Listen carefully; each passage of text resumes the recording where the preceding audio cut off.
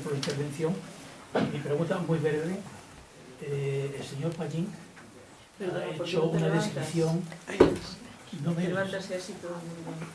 La descripción que ha hecho el señor Pallín es de la degradación del Poder Judicial en España. Pero mi duda es, en un Estado democrático, todo poder del Estado debe tener contrapesos y debe estar sujeto a revisión y contradicción. ¿Eso cómo se hace con el Poder Judicial? Bueno, efectivamente la Constitución dice que la justicia emana del pueblo. Se administra en nombre del rey.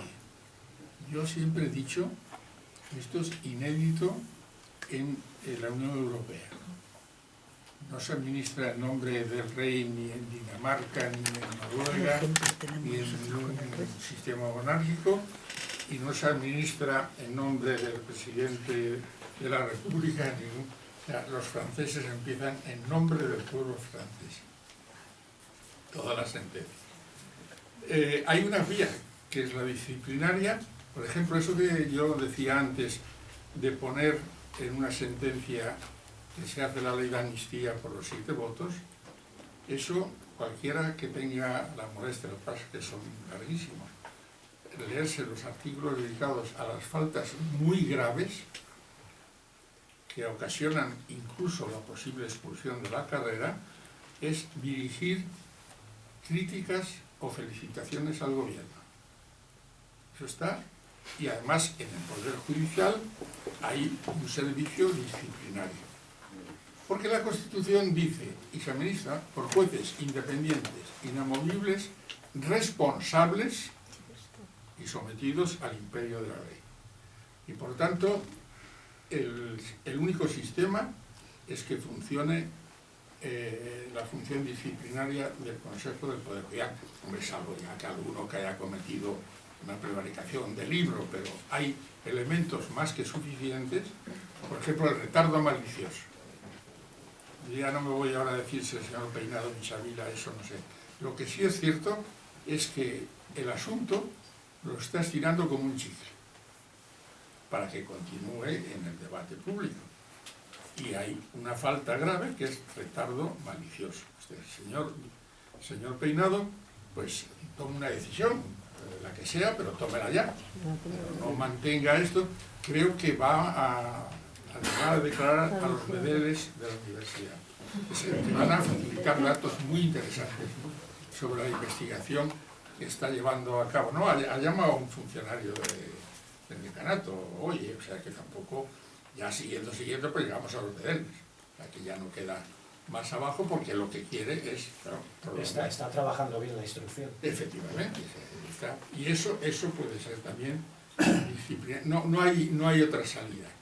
Reconozco que la prevaricación judicial de dictar a sabiendas una resolución arbitraria e injusta en un mundo jurídico en el que no todo es seguro y cierto y se puede corregir con la motivación, es complicado y que puede afectar a la independencia judicial y que por tanto no se puede abrir así expedientes a troche y moche, pero hay vías. ¿Otra pregunta?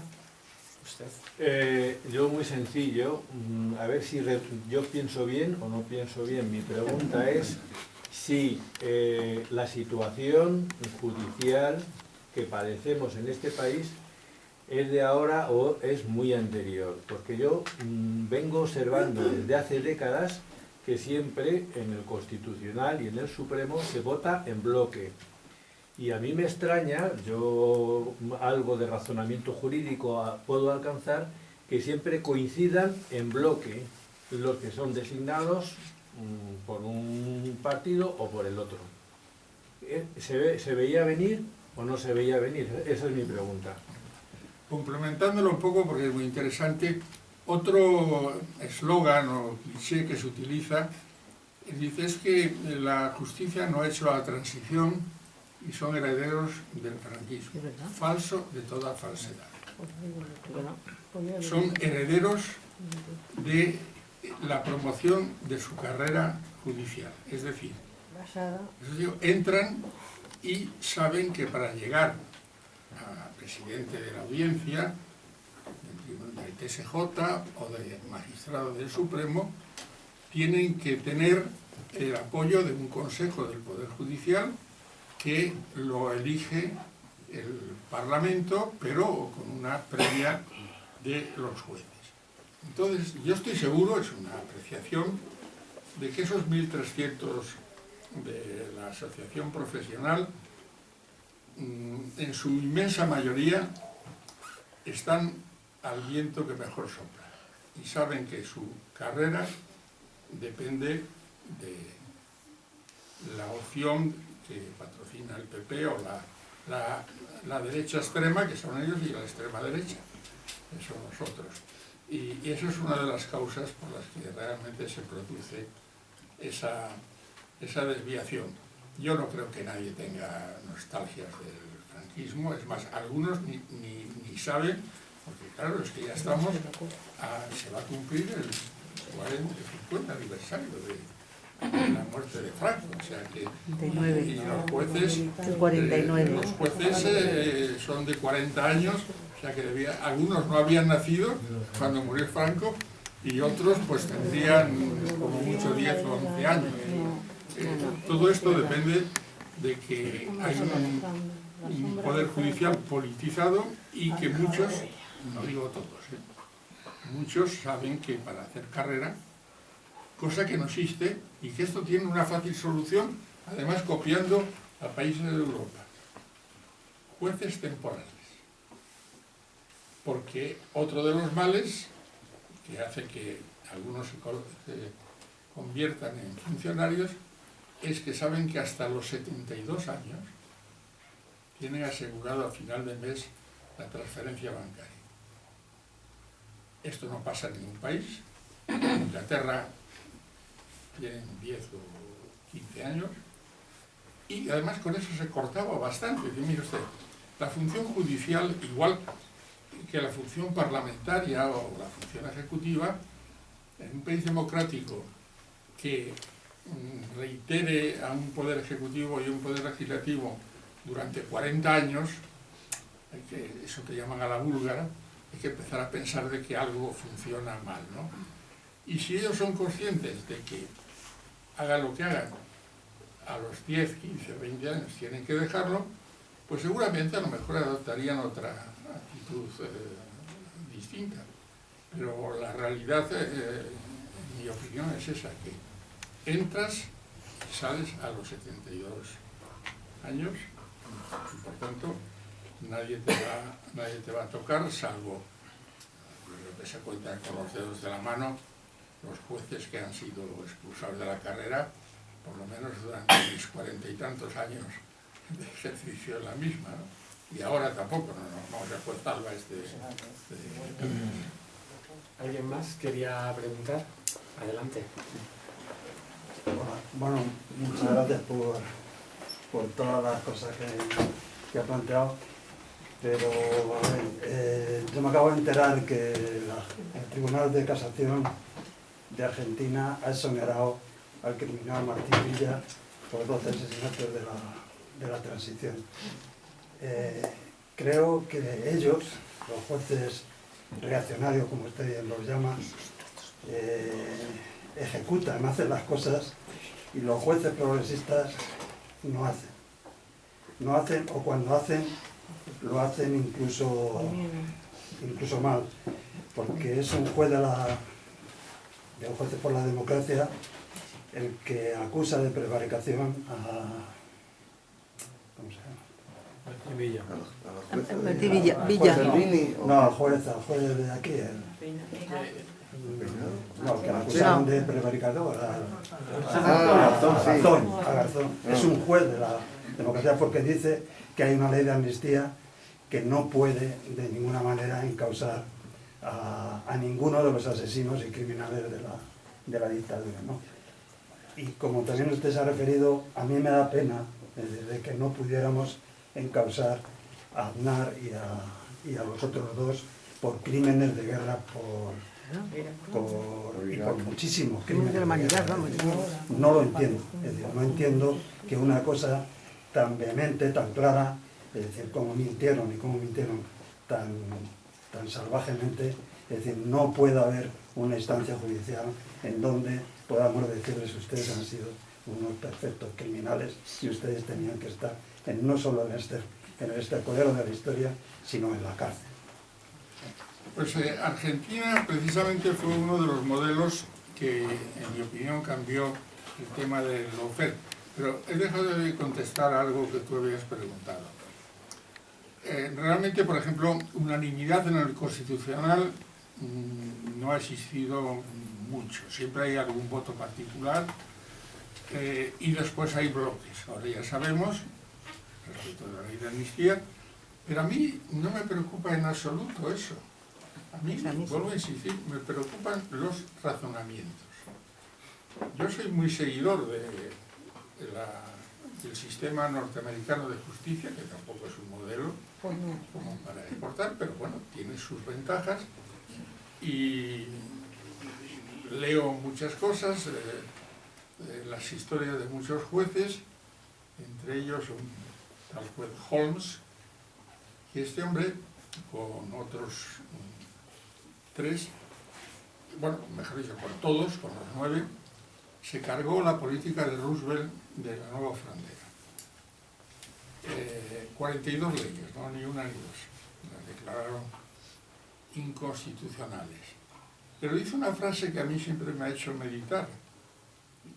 Yo reconozco que soy conservador o nacional o contrario, pero una sentencia vale lo que valen sus razonamientos.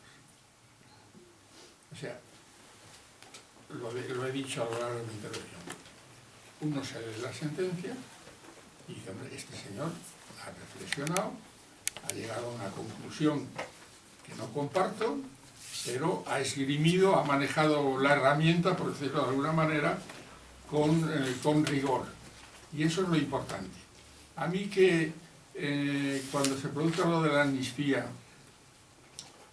que va a salir, que es constitucional, por una mayoría de 6-5, gracias a una gracia que hizo el señor presidente de nombrar a un ministro de Justicia magistrado, que eso también habría que repasarlo, pero lo cierto es que los que se oponen, el único argumento que utilizan hasta ahora, y el otro día salió precisamente también en un programa de televisión en el que estuve, dice, es que rompe el principio de igualdad. Eso dicho entre los juristas, incluso entre el público en general, esto lo asimilan. Dice, es que es una amnistía que rompe el principio de igualdad. Y no sé quién ha comentado, o ha sido tú, el tema de la amnistía del 77. La de la transición. La de la transición. Y dice, mire usted, una amnistía, por su propia naturaleza, es desigual. O sea, yo no conozco ninguna amnistía. Lo que son iguales y menudo follón son los indultos generales. Y además, nosotros blasfemábamos porque Franco concedió así como 14 o 15 indultos generales. Y el puñetero de él, además, con ocasión del año jacobeo, que es en julio. Y se nos venía encima miles de causas, coño, que me quiero ir de vacaciones. O sea que eso era una aberración y yo creo que está muy bien prohibido. Pero una amnistía, por ejemplo, nadie se ha leído, en primer lugar, se ve que no había todavía letrados que supiesen leer y escribir en el Congreso, que ya era Congreso Democrático, elegido en junio, que dice actos de intencionalidad política. Eso se dice en cualquier facultad de políticas o de derecho de Europa, dice que es eso de actos de intencionalidad política. Y resulta que indulta a los miembros de las fuerzas y cuerpos de seguridad que hubieran cometido delitos contra los derechos humanos, de persecución, etc. ¿Quiénes eran? Vilén Niño y compañía. Los que estábamos dentro, para otras cosas, para delitos comunes, como decía, estábamos hartos de escuchar pues, prácticamente todos los días que subía a juicio, que cuando cogíamos el atestado de la Guardia Civil y la Policía, folio 1, tenemos el confiesa. Si usted ha confesado, que no, es que me torturaron. Pues esos señores se quedaron fuera de la amnistía. Fíjese usted si hay desigualdad. Los de la Brigada Político-Social sí, pero el resto de los torturadores se quedaron fuera de la amnistía. Ya, pero yo quería decirle una cosa, por favor, muy rápida, para insistir que aunque, volviendo al principio, se votan por bloques y siempre hay votos discrepantes. Yo he sido, y lo comprendo, operador jurídico en la administración, y a mí el bloque me parece por lo menos muy sospechoso. No se puede pensar en bloque, aunque siempre hay algún discrepante más honrado normalmente, me parece, intelectualmente. Eso es lo que quería decir, porque se argumentan, se estiran los argumentos, pero siempre dentro del bloque. ¿O no? Sí, Ah, vale. ¿Alguna otra pregunta? Que no ha Lo de Martín Villa. Sí, la de compañero de Martín Villa, bueno. y Argentina. Bueno, efectivamente eso, yo siempre que he hablado con los que han presentado la querella, tenía mal pronóstico. La prueba es que, ¿cuántos años lleva? No menos 4 o más. Llevamos 13 años. 13 años. Más años. El tema en manos de la jueza Servini, que se va a jubilar, claro, porque la vida pasa para todos. Pero Argentina fue ejemplar, porque la condena a la Junta Militar, eso fue un impacto impresionante, vamos, que no se esperaba nadie, no se lo esperaba nadie, ni el propio Estrasera, al que conocimos porque vino mucho por la Asociación Pro Derechos Humanos y nos hicimos muy amigos, no se lo creía del todo cuando vio la sentencia. Y la sentencia fue, y además ha cumplido. No solamente eso, sino que se ha cumplido. El señor Videla y todos han estado en la cárcel. Eran unas circunstancias también de indignación por lo de los muertos en Malvinas y todo esto, hay factores externos, pero estos jueces dirán, bueno, pues es un principio de justicia universal, los crímenes que se le pueden achacar a Rodolfo Martín Villa, fundamentalmente son los de Vitoria y no recuerdo ahora qué otros. La Semana Negra de Madrid. Pues pensarían que el argumento de que él era un instrumento al servicio de otros que dirigían y se pueden salir por ahí. Y esta es la causa de que se haya producido esto y esto, por desgracia, se va a terminar. Adelante. Gracias por la charla que hemos tenido aquí contigo. Te quería hacer, si me permite, dos preguntas Si son muy rápidas, cortas. Una, nos ha traído aquí el concepto de democracia participativa o democracia representativa. Y en ese término estamos ahora con la polémica de cómo se deben elegir los cargos en los órganos judiciales. Teniendo en cuenta la democracia, si va a ser representativa a través de nuestros representantes o a través de los órganos judiciales, de los órganos profesionales. Y la segunda pregunta es algo que me ha inquietado y que comparto con usted, cuando ha hablado al principio de su intervención en el tema de que muchas veces, hablando de la técnica de los jueces, no está en los jueces, sino que habría que ir a la universidad, a las facultades. Es evidente que las facultades, el sentido universitario, el sentido de calidad universitaria se está perdiendo.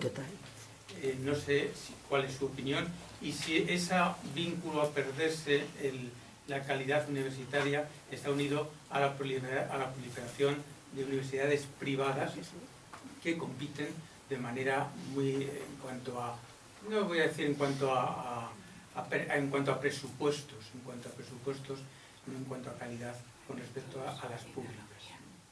Bueno, el tema de la universidad es un tema que cada vez se está agravando más. Madrid tiene 13 universidades privadas y va por la 14. Esto, bueno, se lo puede achacar a Isabel Natividad, pero es ¿El algo uso que se está llama Natividad? muy extendido, ¿no? La tímida. Es una marea que no cesa. Claro, es que en Estados Unidos, pues todas las grandes universidades, Berkeley, Harvard, Nueva York, etcétera, son privadas. Entonces, claro, te contestan y dicen, oye, que una universidad privada, pero es otra cosa.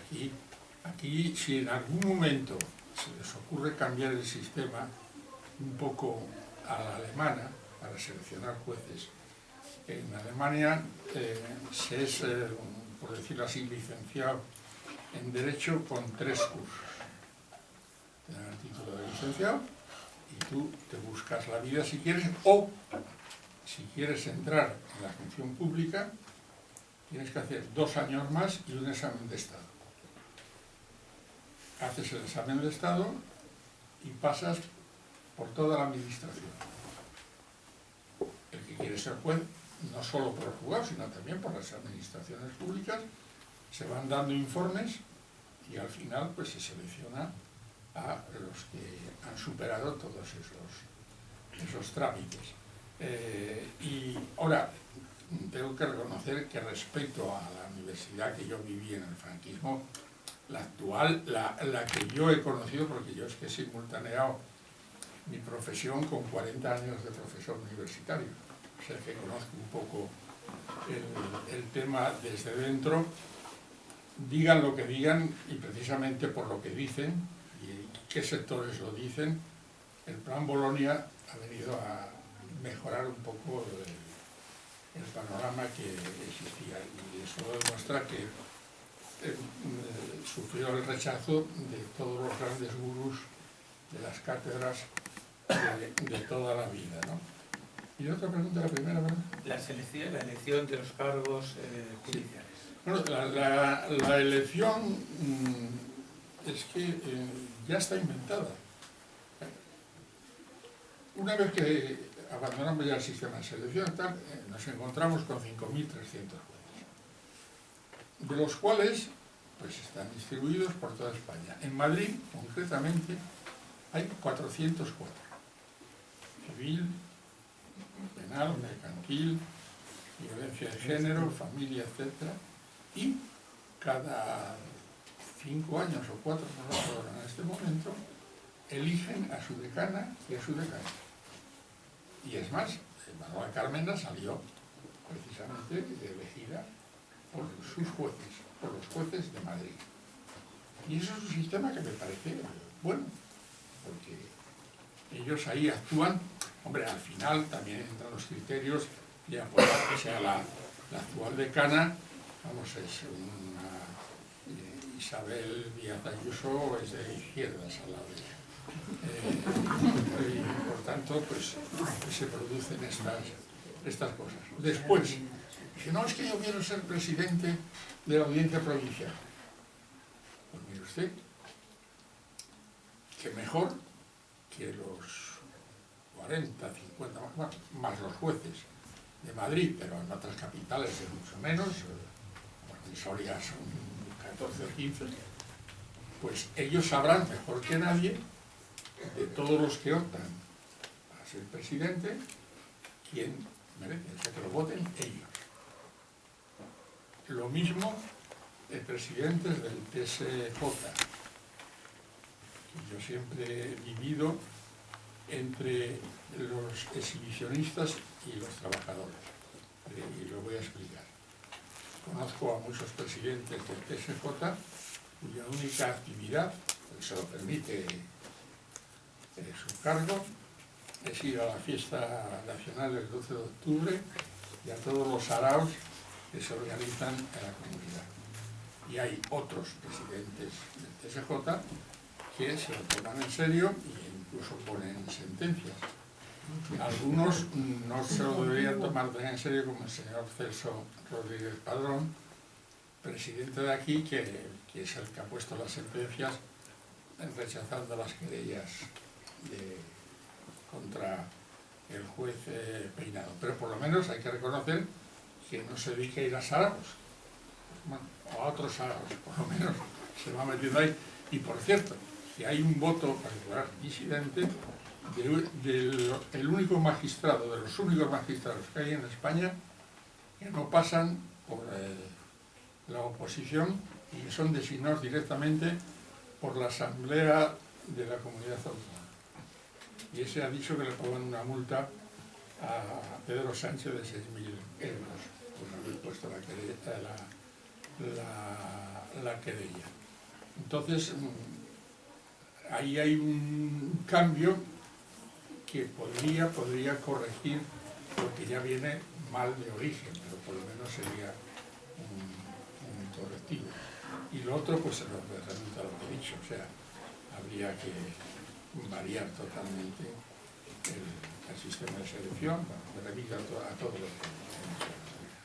Señor Pallín, van a ser las 8:30. ¿Le parece bien que nos extendamos 10 minutos más? Sí. ¿Más preguntas? Adelante, Eulalio. Un tema sobre democracia representativa o participativa, que era un poco una de las cuestiones de hoy. Yo cuando era joven, es decir, hace muchísimos años ya, pues pensaba, digo, cuando llegué el año 2000, digo, en los plenos, o sea, esto electrónicamente se vota por los ciudadanos muchos de los asuntos. En lugar de eso, hemos asistido a un debilitamiento, digamos, del Pleno frente a la Junta de Gobierno, menos democracia, la democracia participativa es prácticamente nula. Los del referéndum local se han hecho muy pocos en España, incluso tiene que autorizar el Consejo de Ministros y el Consejo de Ministros ha denegado casi todos los que se han pedido, han concedido muy pocos, ¿no? A pesar de que eran sobre la tauromaquia, si hacer corridas de estos, sí, o sea que tampoco eran unas cuestiones. Bueno,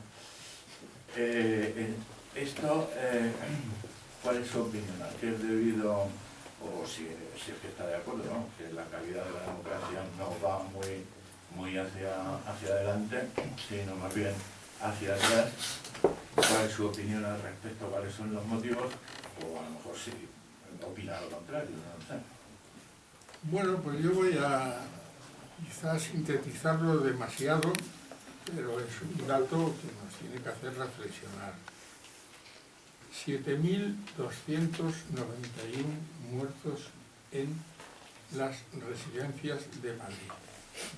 Con unos protocolos, eso sí que podrían ir al Tribunal Penal Internacional, porque la selección que se hacía era bárbara y puramente especulativa, porque el triaje, que bueno, se ha empleado mucho, se hace cuando, por ejemplo, se puede estrellar un avión en Barajas, 300 muertos o 400 muertos, vienen a La Paz y tal, entonces los hospitales se colapsan y hay que hacer un triaje, por desgracia, y seleccionar.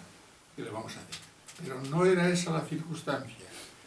Ni los hospitales públicos, ni los privados que ofrecieron 1.000 camas a un precio de 800 euros, si no había ingreso en la UCI y simplemente había oxigenoterapia, y 2.000 y pico, no recuerdo la cantidad, si había que ingresarlos en la UCI por día.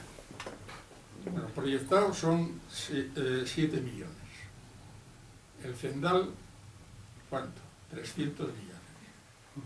Ese fue el criterio que se utilizó. Repito, los 4 protocolos. Ahora hay un intento interesante,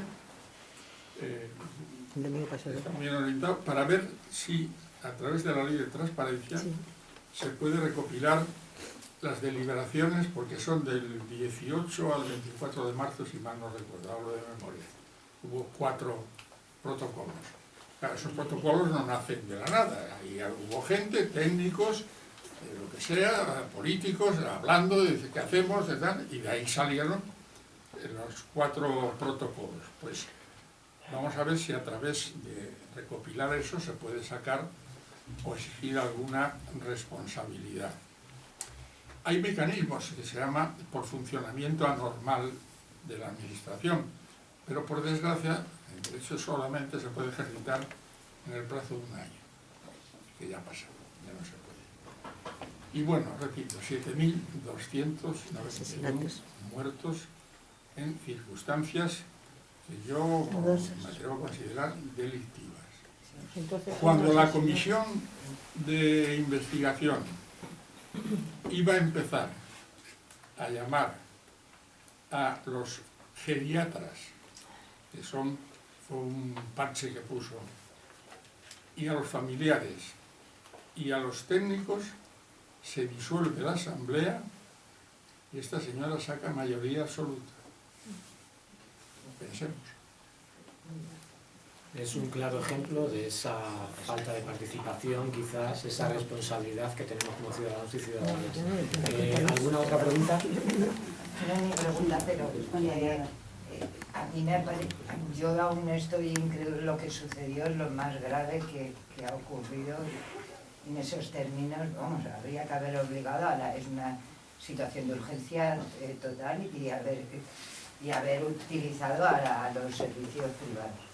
No, yo ayer por casualidad, y vino muy bien porque había mucha gente joven, vi cerrado un festival de jornadas de cine ecológico y tal, que ha habido en Madrid, y pude ir a ver una película, Rambo Warriors, y trataba, es que digo, qué documento histórico más, los jóvenes yo creo que se quedaron un poco como sorprendidos, fue muy controvertido, porque salía, aparte de aquel momento de Mururoa, que recuerdo perfectamente, de las pruebas atómicas y toda la historia, el crimen de Estado, que fue promovido por Francia, y es un documento histórico, porque salen en aquel momento las noticias en los periódicos, en la tele, los ministros declarando, y cuando se supone que el culpable, porque ahí sale Mitterrand, sale el ministro de Justicia, había habido un muerto, o sea, fue un atentado y había habido un muerto del portugués. Y tal como sucedió en aquel momento, porque claro, yo lo recuerdo, pero los hechos no tanto lo que salió en la tele y dices, ¿a dónde hemos llegado? El apuro que tenían todo el Estado francés, el presidente, el ministro en un juicio, el responsable murió de un ataque al corazón, de hecho, del disgusto y del apuro que había. Y digo, y hemos llegado hasta el Trump, que presume públicamente, y es donde le sigue la artista, la Ayuso, es como una versión femenina a la española, haciendo posturas que no razona, nunca, no tiene ningún razonamiento político, que habría que tenerlo, como en la justicia. Y digo, y los jóvenes se quedaron, claro, sabiendo lo que hay hoy, y de pronto viendo a presidentes en la década de los 80, apurados, muy ahí intentando dar explicaciones al ministro, a todas las... Y dices, ¿y dónde hemos...? O sea, los jóvenes se quedaron como muy... Y los intereses. Si alguien, porque es muy largo, sí, pues no corta ya. La evolución que hemos tenido, la responsabilidad desde merece la pena verlo. Muchísimas gracias. Y recomendárselo a los jóvenes. Dos últimas preguntas. Hola, buenas tardes.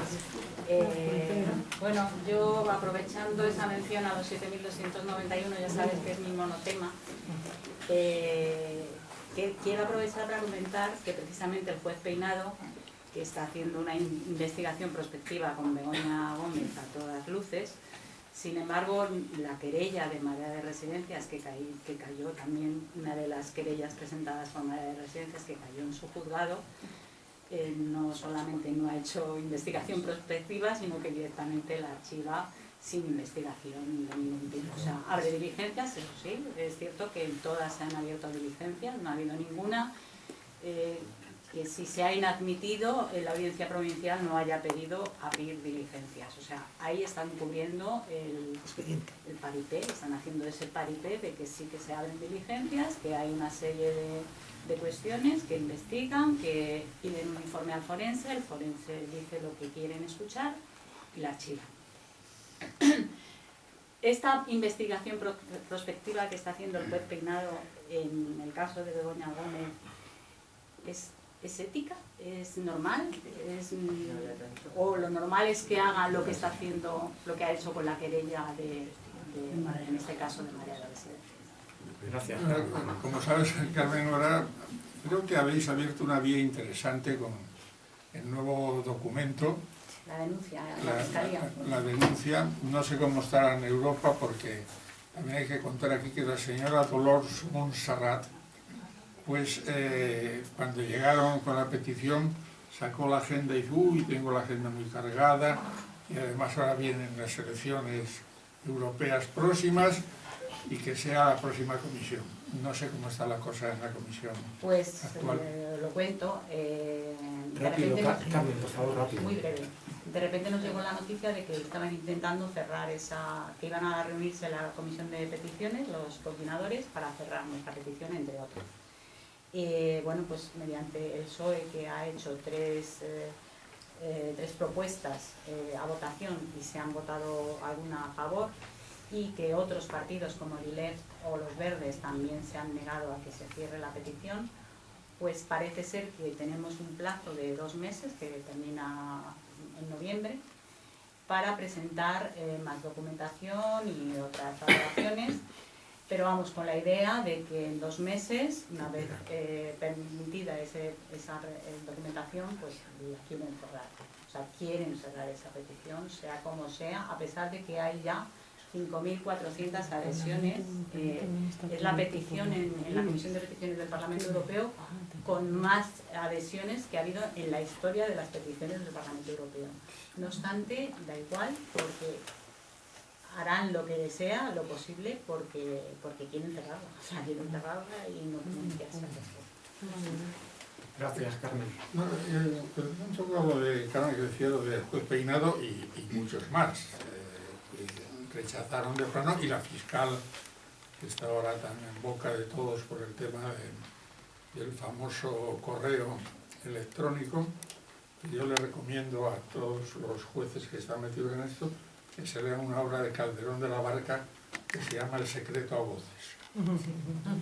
Los que hablan de violación de secretos, pues que se lean a Calderón de la Barca, que les explica muy bien lo que es el secreto a voces. Y en el tema de Peinado hay una circunstancia que no ha manejado y que es intolerable. Es que un juez no se lea los estatutos de la Universidad Complutense. Porque los estatutos de la Universidad Complutense dicen, en las famosas cátedras de mecenazgo, que bueno, pueden ser discutibles, pero que son un invento norteamericano que hemos importado. Hay 40, no solamente la de Begoña, hay 40 cátedras de mecenazgo en que hay empresas que tienen interés en promover una determinada investigación en lo que sea. Bueno, pues el artículo 16 dice, se llaman cátedras, pero que al frente de ellas puede estar un catedrático, un profesor o un funcionario de la universidad. Y lo que le responde es que Begoña no es catedrático, pues no, léase usted el estatuto, que dice que puede estar cualquiera, y Begoña creo que es algo más que un funcionario, pero bueno, esto funciona así y nadie le dice absolutamente nada, y ya bueno, cuando monta el show en la Moncloa, pues eso ya fue un espectáculo buscado para ser. Yo creo que está muy contento porque en su vida pensaba, ya se iba a jubilar, que iba a tener este relieve y esta autoridad, pues por lo menos se va a jubilar contento. Muy bien. Santiago, Librería Sin Tarima, ayudémoslas, leamos al señor Valle. Muchísimas gracias a todos. El invitado es el actor principal, pero los verdaderos protagonistas son ustedes. Muchísimas gracias.